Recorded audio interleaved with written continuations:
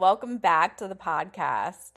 I'm your host, Ashley Ventrese, licensed child development specialist, toddler mom advocate, and the person who is never going to make you feel guilty for handing your toddler an iPad so you could drink a hot cup of coffee. Okay? We are a judgment-free zone here, and we always will be. If you are new here, welcome. I'm so glad you found this little corner of the internet.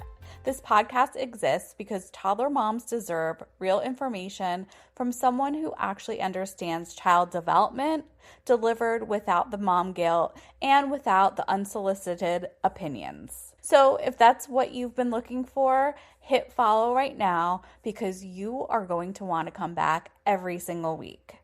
And if you have been here for a while, you already know how we do things. We keep it real, we keep it evidence-based, and we keep it human. So let's get into today's episode. Okay, so today we are talking about the topic that I get asked more than almost anything else, and that is screen time. Specifically, I got messaged from a mama, and honestly, it felt like she was speaking from approximately 10,000 moms at once because everything she asked is something I hear all the time. She said, and I'm going to read this exactly as she sent it, she said, "Ashley, I have so many questions about screen time, and I feel like I can never get a straight answer. How much is actually okay?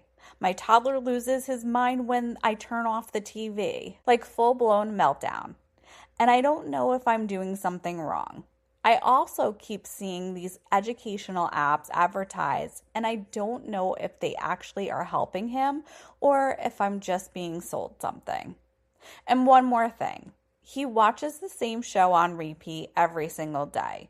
Is that normal or should I be worried?" Girl. First of all, thank you for sending this because you are not alone. You are not doing anything wrong, and by the end of this episode, you are going to feel so much more confident about all of this. We're going to tackle all 4 of these questions today: the guidelines, the meltdowns, the apps, and the repetition, because they are all connected, and I think you would understand why behind all of it. Everything starts to make a little bit more sense. So let's start from the top. Question 1. How much screen time is actually okay for my toddler? Okay, so this is the question that sends moms spiraling because they Google it and they get a very clinical, very rigid answer, and it feels impossible and shaming. So let me give you actual guidelines and the real world context because both matter. And because I'm a child development specialist and I once was a toddler mom too, so I get it. The American Academy of Pediatrics, the AAP, recommends 0 screen time for children under 18 months, with the exception of video chatting. So FaceTiming grandma, totally fine. Handing your 10-month-old your phone to watch YouTube, that's what they say you should absolutely avoid. For toddlers between 18 to 24 months, the recommendation is that if you introduce screens, you should watch with your child and choose high-quality programming. And for kids ages 2 to 5, the recommendation is no more than 1 hour per day of high-quality content. Now, here is where I want to add some real-world child development perspective because I think the guidelines need context.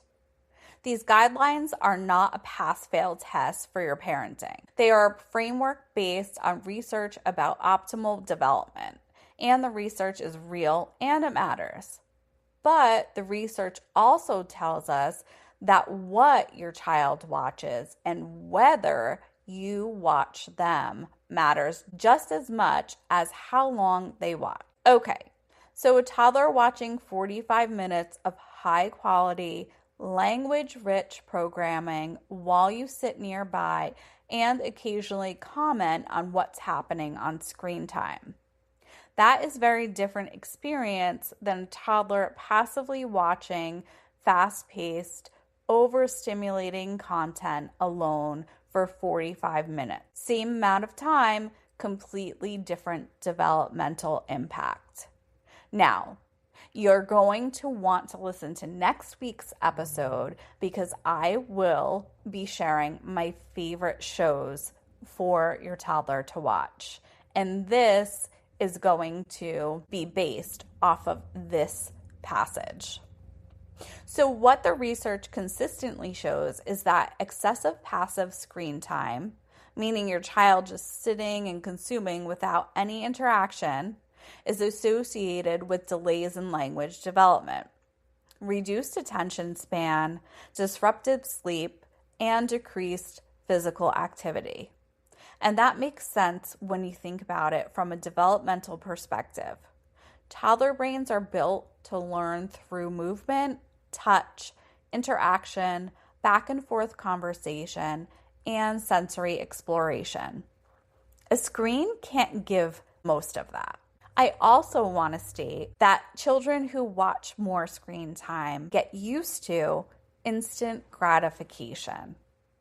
So that means they want things right away, they can't wait for things, and their emotional development might be delayed. But here's what I also want you to hear. You are the real human being raising a toddler in a real world, and sometimes screens are the thing that gets you through the day. And that is okay. The goal is not perfection. The goal is awareness and intention. So if your toddler is watching more than an hour some days, take a deep breath. Look at the big picture. Is your child getting plenty of active play? Are they interacting with you and other people? Are they sleeping? Are they developing language? Those are the things I want you to pay real attention to. I know as a mom, when my daughters were young, they had a fever syndrome, which I might do an episode about. Anyways, they'd spike, I kid you not, 106 fevers. So when they spiked these fevers, they were miserable. And the only thing I could do is show them their favorite predictable movie, Frozen. And we watched that on repeat all day because that was the only thing that relaxed their nervous system. The songs, the sisters, the love. So in this instance, I'd say, okay, it's fine. They're really, really sick. They're laid out on the couch, right? I'm not picking some highly stimulating show for them. If you want to start reducing screen time or being more intentional about it, here are 3 practical things I recommend. First, create natural on and off ramps. Screens are easier to transition away from when there's a predictable rhythm around them. Same time of day, same duration, followed by a predictable activity. Toddlers thrive on predictability. So, for example, if it's quiet time and baby's sleeping but toddler doesn't have a nap time, you can give them the iPad for 15 minutes, set a timer so they know that this is when you get your iPad time, but then after 15 minutes, the timer will go off, and then we'll move to a sensory activity. Second, watch with your child when you can. Comment on what's happening. Ask simple questions. Oh, what color is that? What do you think he's going to do? This turns passive consumption into an interactive language experience. And third, be selective about content. Look for shows that are real slow-paced, language-rich, and have clear narrative. I'm going to share all my favorites next week. But one, for example, is Sesame Street. These are gold standard for a reason. Fast-paced, flashy content with lots of quick cuts overstimulates the nervous system and makes everything harder, including the transition off screen. And it makes it even more addictive for toddlers, which actually leads us perfectly into question 2. Question 2, my toddler has a full meltdown when I turn off TV. Help. Oh, mama, this one, I hear this one so much. And I want to start by saying this is not a behavior problem. This is a brain and body problem. And once you understand what's actually happening neurologically, you will feel so much more equipped to handle it. Here's what's going on inside your toddler's body when they are watching screen time. Screens, especially stimulated content, trigger the releases of dopamine in the brain. Dopamine is a feel-good chemical. It's the same chemical that gets released when we eat something delicious or when we accomplish something we're proud of. Your toddler's brain is getting a dopamine hit while they watch TV. And when you turn it off, that dopamine drops fast. And a toddler does not have the prefrontal cortex development to regulate that drop. Their brain literally cannot handle the transition the way an adult brain can. So the meltdown is not manipulation. It is a neurological response to an abrupt shift in brain chemistry. Now, knowing that, here's what actually helps. Number 1, give transition warnings. And I mean multiple warnings, not just one. Maybe even give a tap on the shoulder so they're not in this glazed daze and they can feel the pressure of, okay, 5 more minutes and then the TV goes off. Then 2 more minutes later, 2 more minutes, then 1 more minute. Then, okay, 1 more minute and we're all done. By the time you actually turn it off, their brain has had time to start preparing for the shift.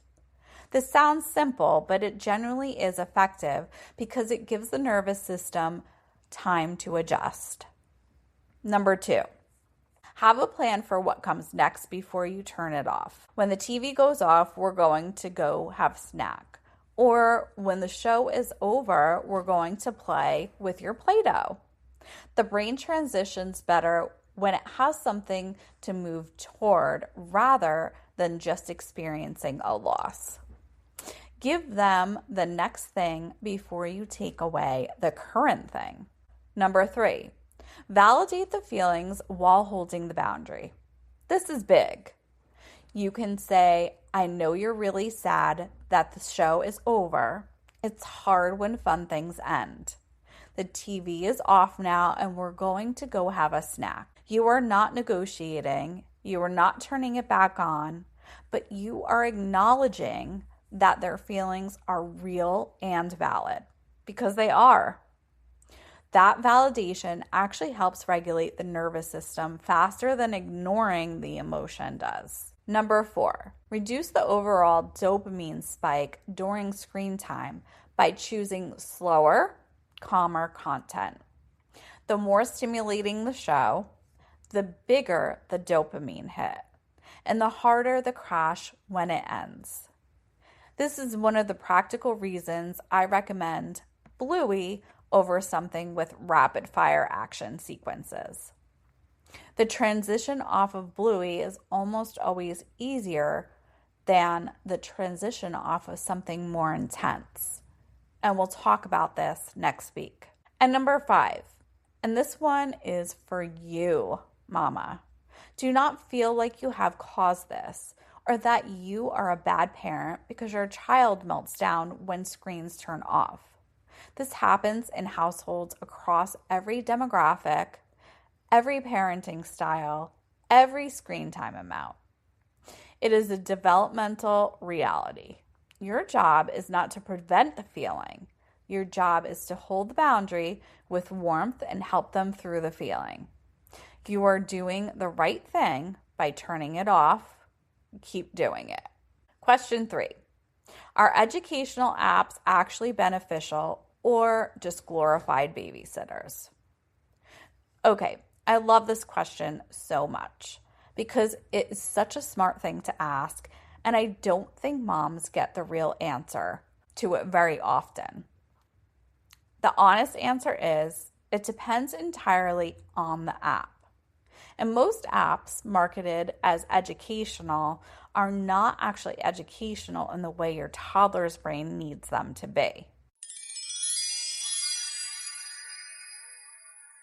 Hey mamas, real quick. Summer is here and I know what that means. The kids are home, it's too hot to go outside, and the iPad is looking real tempting right now. I get it, but I've got something even better for you. And while we're on the topic of iPads, I've got hands-on learning activities for you that are right for your toddler and their brain development. I just dropped my summer printable play pack for ages 2 to 5 and my STEM learning bundle. And these are exactly what you need to put those screens down and give your little ones something their hands, their brains, and their bodies can actually dig into. We're talking hands-on, mess-friendly, toddler-approved activities that you can pull out of any hot summer day and keep your kids engaged without a single screen in sight. And because I'm a child development specialist, everything inside is designed to actually support your child's development. Fine motor skills, problem solving, sensory exploration, early STEM concepts, all wrapped up in activities that feel like pure fun to your toddler. Beat the heat this summer the smart way. Grab my summer printable play pack and STEM learning bundle. Links are in the show notes. Your toddler is going to love it. And mama, so are you. Okay, now back to the show. Okay, so here's the thing. The word quote unquote educational on an app is a marketing term, not a developmental certification. Anyone can slap the word educational on an app. So I want to give you a framework for evaluating apps yourself so you don't have to just trust the label. The research on young children and learning tells us that toddlers learn best through what's called contingent interaction, meaning the environment responds to them specifically. A real human conversation is the gold standard of contingent interaction. You say something, I respond to what you said. You respond to what I said, back and forth. That kind of responsive interaction is irreplaceable for language and cognitive development. Most apps, even good ones, are not truly contingent. They are adaptive, meaning they adjust based on what button the child presses, but they are not responding to your specific child the way the human does. So no app is going to replace human interaction for learning. Full stop. However, there are apps that are genuinely better than others. The characteristics I look for are, does the app encourage the child to respond actively rather than just watching passively? Does it pause and wait for the child rather than racing ahead? Is it designed with child development principles behind it or just with engagement and screen time in mind? Apps like Khan Academy Kids, Starfall, and PBS Kids tend to score well on these criteria. Apps are essentially digital toy commercials, or that move so fast the child can't process what's happening. Those are ones I'd skip. And here's the biggest practical recommendation when it comes to apps. Use them as a springboard, not as a destination. If your toddler plays a shape sorting app, pull out the actual shape sorter afterward. If they do a coloring app, get crayons out. The app introduces the concept, and the real world play is where the learning activity actually cements. That's combination. Screen as introduction, hands-on as follow-through is where you'll see the most developmental benefit. Nothing's better than hands-on play for our toddlers, truly. Also, co-engagement matters here too. Sitting with your child while they use the app and narrating what they're doing, asking questions, celebrating their responses, that adds contingent layer to the app itself. You are the magic ingredient. You always are. You, my dear, are your child's best and most favorite teacher. Okay, so question 4. My toddler only wants to watch the same show on repeat. Is this normal? Yes, 1000% yes. And not only is it normal, There is actually really beautiful developmental reasoning behind it, and I cannot wait to explain it to you because once you hear this, you are going to look at your toddler's bluey obsession in a completely different way. Toddlers are in a stage of development where repetition is how they build mastery and security.